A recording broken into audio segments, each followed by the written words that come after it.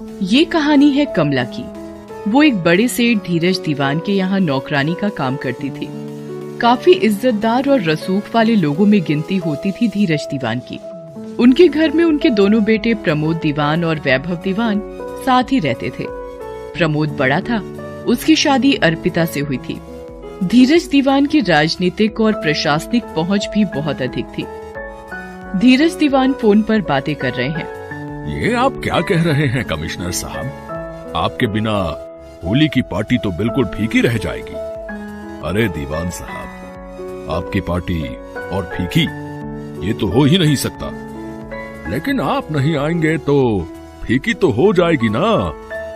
आप प्यार से अपनी बात मनवाने में बड़े माहिर हैं। ठीक है, मैं आऊंगा, लेकिन ज्यादा देर नहीं रुकूंगा। उन्होंने जैसे ही फोन काटा, कमला हाथों में कॉफी लिए वहां आ गई। साहब, कॉफी यहाँ टेबल पर रख दे, और सुन, वैभव को बुला कर ला। कमला वैसे तो सभी को बहुत पसंद करती थी, लेकिन वैभव के पास जाने से उसे बहुत डर लगता था। वैभव के सारे दोस्त भी उसे अजीब लगते थे, और इसके पीछे सबसे बड़ा कारण था उनका व्यवहार। मालिक के कहने पर वो वैभव के कमरे में गई। वो उस समय सिगरेट पी रहा था। जैसे ही उसे किसी के आने की आहट सुनाई दी, उसने जल्दबाजी में सिगरेट बुझाई और धुएं को हाथ से हटाने लगा। तभी कमला उसके कमरे में आ गई। वैभव ने दरवाजे पर कमला को खड़ा देखा तो, अरे कमला, तुमने तो मुझे डरा ही दिया। मुझे लगा पापा या बड़े भैया आ गए हैं। बड़े साहब आपको बुला रहे हैं। अरे बुला तो मैं भी तुमको सुबह से रहा हूं, तुम आती नहीं। ये कहकर वैभव कमला का हाथ पकड़ने की कोशिश करता है, लेकिन कमला उसका हाथ झटक कर वहाँ से भाग जाती है। वैभव अक्सर कमला से बदतमीजी किया करता, इसलिए उसे उसके पास जाने से बहुत डर लगता था। अब बार बार की बदतमीजी वो कितना सहती, इसलिए उसने उसकी भाभी अर्पिता से उसकी शिकायत कर दी। मैं तंग आ गई हूँ मालकिन, जब भी मैं उनके पास जाती हूँ वो मेरे साथ बदतमीजी करते हैं। तुमने ये बात किसी को बताई तो नहीं है ना? नहीं मालकिन, बहुत दिनों से दबा कर रखा था, लेकिन किसी चीज की कोई हद होती है ना। मैं मजबूर हूँ, इसका ये मतलब तो नहीं कि आप किसी भी चीज को करने के लिए आजाद हैं। तू फिक्र मत कर, मैं उसे समझा दूंगी। बात आई गई हो गई। कमला ने सोचा अब सारी चीजें ठीक हो जाएंगी, लेकिन भाभी को बताने के बाद के तीसरे दिन फिर से वैभव ने उसका रास्ता रोकना चाहा। कमला को बहुत गुस्सा आया और उसने तय कर लिया कि अब वो दूसरी जगह काम ढूंढेगी। उसने ये बात अपनी बूढ़ी दादी को बताई। कमला जब 10 साल की थी, तभी उसके माता पिता नदी में डूबकर मर गए थे। कमला अपने माता पिता की बॉडी के पास बैठी जोर जोर से रो रही है। अरे रोती क्यों है? तेरी दादी है ना अभी जिंदा? कमला अपनी दादी के गले से लग गई। उसकी दादी ने ही उसे पाल पोस कर बड़ा किया। 12वीं तक पढ़ाई भी करवाई। वो उसे आगे पढ़ाना चाहती थी, लेकिन पिछले 7 साल से उसकी दादी बिस्तर पर थी। उनको लकवा मार गया था। उनके हाथ पैर बिल्कुल काम नहीं करते थे और मुंह भी टेढ़ा हो गया था। वो बोलती तो थी, लेकिन बहुत अस्पष्ट। उसकी दादी ही पहले धीरज दीवान के यहाँ काम किया करती थी। दादी की ऐसी हालत के बाद से ही वो सेठ के यहाँ काम पर जाने लगी थी। दादी, मैंने तय कर लिया है, अब मैं उस सेठ के यहाँ काम नहीं करूंगी। मैं दूसरी जगह काम ढूंढूंगी। वैभव सेठ अच्छे आदमी नहीं है। उसकी दादी की आंखों में उसकी बातों को सुनकर आंसू आ गए थे। उसने अस्पष्ट शब्दों में कहा, मेरा कारण ही तुम्हें ये सब झेलना पड़ता है ना। भगवान मुझे ऊपर बुला ले। तू ऐसी बातें मत कह दादी, तेरे अलावा मेरा और कौन है? कमला ने काम छोड़ दिया। वो दूसरी जगह काम ढूंढने लगी। 2 दिन हो गए, उसे कहीं काम नहीं मिला। इधर 2 दिन जब कमला काम पर नहीं आई तो धीरज दीवान ने उसके बारे में पूछा। किसी को ये पता ही नहीं था कि उसने काम छोड़ दिया है। 2 दिन बाद होली थी।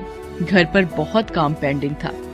कमला सारा काम अच्छे से संभालती थी, इसलिए दूसरे नौकर के जरिए उन्होंने कमला को बुलाने के लिए कहा। इधर कमला भी काम ना मिलने के कारण परेशान थी, क्योंकि बिना काम के ना तो घर का चूल्हा जलता और ना ही दादी की दवाई आती। वो फिर से काम पर जाने लगी। होली के दिन की बात है। सभी होली के रंग में डूबे हुए थे। प्रमोद दीवान अपनी पत्नी अर्पिता के साथ अपने पिता के पास खड़ा है। हैप्पी होली पापा। हैप्पी होली बच्चों। तभी कमला वहाँ आ जाती है। सारी तैयारी हो गई है ना कमला? बहुत बड़े बड़े गेस्ट आज आ रहे हैं। आप लोग बिल्कुल चिंता मत करिए, सारी तैयारियां हो गई हैं। रंगों की बाल्टी तैयार है, रंग और गुलाल प्लेट में निकाल कर रख दिए हैं। 2 बड़े टैंक भी रंगों से भर दिए हैं। रसोई में खाने पीने का सारा इंतजाम भी देख रही हूँ। धीरे धीरे गेस्ट आने लगे, लोगों की भीड़ जमा होने लगी। पूरा माहौल हुड़दंग वाला हो गया था। सभी को रंगों से बचना भी था और रंग लगवाना भी था। होली है की आवाज हर ओर से आ रही थी। सभी के चेहरे रंगे हुए हैं, इतने रंगे कि पहचानना भी मुश्किल हो रहा है। होली है दीवान साहब। अरे कमिश्नर साहब, आप कब आए? आपकी आवाज न सुनी होती तो पहचान भी नहीं पाता। मैं भी यहाँ कहाँ पहचान पाता आपको। वो तो मंत्री जी ने मुझे बताया कि आप यहाँ पर हैं। आज तो मंत्री जी भी पूरे रंग में हैं। अर्पिता भी अपने दोस्तों के साथ होली खेल रही थी। वैभव भी अपने दोस्तों के साथ होली खेल रहा था। अबे खाली रंग ही रंग खेलना है या भंग का भी इंतजाम है? अबे इसके पापा यही हैं, कहाँ से करेगा भांग का इंतजाम? तेरा भाई सारा इंतजाम करके रखता है, भांग भी शराब भी, बस थोड़ा दिमाग लगाना पड़ता है। दिमाग? वो देख वहाँ जो छोटा सा टैंक सा रखा है ना, उसमें सब कुछ है। एक एक करके जा और मस्त होकर आ, लेकिन एक एक करके ही जाना, किसी को शक ना हो। तो पहले कौन जाएगा? मैं। सभी दोस्त इस बात पर हंसने लगे। एक एक कर वो वैभव की बताई जगह पर जाते और टुन होकर आते। धीरे धीरे भंग और शराब का कॉकटेल उनके दिमाग पर हावी होने लगा। तभी उन्हें कमला दिखाई दी। रंग लगाने के बहाने सभी ने उसे घेर लिया। आज तो रंग लगाने दोगी ना कमला रानी? आज तो तुम्हें ऐसे रंग लगाएंगे, ऐसे रंग लगाएंगे कि हमारी तरह रंगीन हो जाओगी। तभी वैभव के एक दोस्त ने उसके ऊपर जबरदस्ती रंग से भरी बाल्टी उड़ेल दी। 1-2 दोस्त तो उसके गाल पर गुलाल मलने लगे। अरे मुझे नहीं खेलना है आप लोगों के साथ रंग। क्यों मुझे परेशान कर रहे हैं आप लोग? सभी लोग वहाँ थे, लेकिन कोई नोटिस नहीं कर रहा था कि रंग खेलने के नाम पर उस बेचारी के साथ बदतमीजी हो रही है। तभी वैभव ने भी उसके साथ होली के नाम पर बदतमीजी शुरू कर दी। वो बेचारी परेशान हो रही थी। इस बीच उसके दोस्त लोग कमला की तस्वीरें लेने लगे और वीडियो भी बनाने लगे।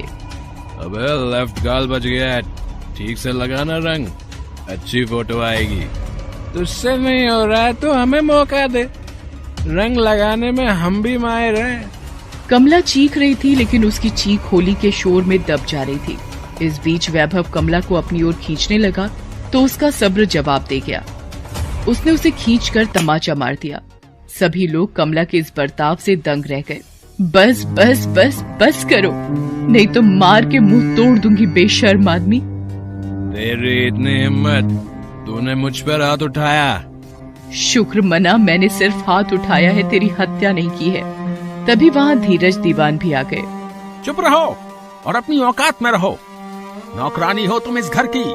चुप आप रहिए, नौकरानी हूँ, गुलाम नहीं, जो आपके बेटे की हर बदतमीजी को सहती रहूं।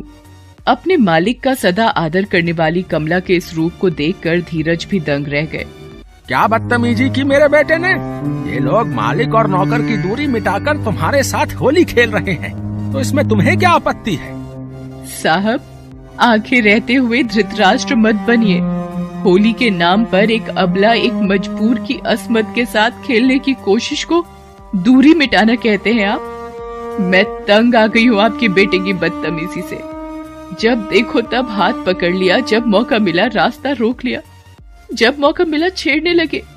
मैंने भाभी से भी इसकी शिकायत की, लेकिन वो भी सब सुनकर ऐसे चुप हो गई कि कुछ हुआ ही नहीं। अरे कल को आपकी बहू को कोई छेड़ेगा तो क्या इसे आप दूरी मिटाना कहेंगे? बकवास बंद कर, मैं सब समझती हूँ। तुम 2 कौड़ी के लोगों की चाल को, मालिक को फंसाओ और पैसे ऐंठो। अरे आपका पैसा आपको मुबारक, रखे रहिए अपनी तिजोरी में। हम मजदूर हैं, हमें मेहनत के पसीने की रोटी पचती है। इज्जत बेचकर जिन्हें नींद आती हो उन लोगों में हम नहीं। ये सब देखकर कमिश्नर साहब और मंत्री जी भी एकदम शॉक्ड थे। ये सब क्या है दीवान साहब? कौन है ये लड़की? साहब नाम तो मेरा कमला है, लेकिन मैं आज खुद को द्रौपदी महसूस कर रही हूँ। वो द्रौपदी जिसे भरे दरबार में अपमानित किया जा रहा है और सारे समाज के रक्षक होली के नाम पर ये बदतमीजी देख रहे हैं। आप तो कमिश्नर हैं, पूरी कानून व्यवस्था आपके हाथ में है। यहाँ मंत्री जी हैं जो कानून बनाते हैं। अरे कोई ऐसा कानून बना दीजिए कि गरीबों की कहीं सुनवाई नहीं होगी। आप कोई ऐसी व्यवस्था कर दीजिए कि बड़े लोगों की बिगड़ी औलादों को किसी को भी छेड़ने की छूट होगी। कर सकते हैं आप ऐसा? बोलिए, कर सकते हैं? नहीं ना, तो फिर आपके सामने मेरे साथ इतनी देर से जो हो रहा है उसे क्यों नहीं देखते साहब? क्यों नहीं देखते? क्या पापा, क्या अंकल, आप लोग इस 2 कौड़ी की लड़की की क्या बात सुन रहे हैं? मैंने कोई बदतमीजी नहीं की है, बस होली खेल रहे थे हम। इतने में धीरज दीवान ने एक जोरदार थप्पड़ वैभव को मारा। चुप, बिल्कुल चुप रहे, नहीं तो मैं भूल जाऊंगा कि तू मेरा बेटा है। कमिश्नर साहब, मेरे बेटे ने गलती की है। गलती तो इसकी भाभी ने भी की है। ये सब जानते हुए भी चुप रही।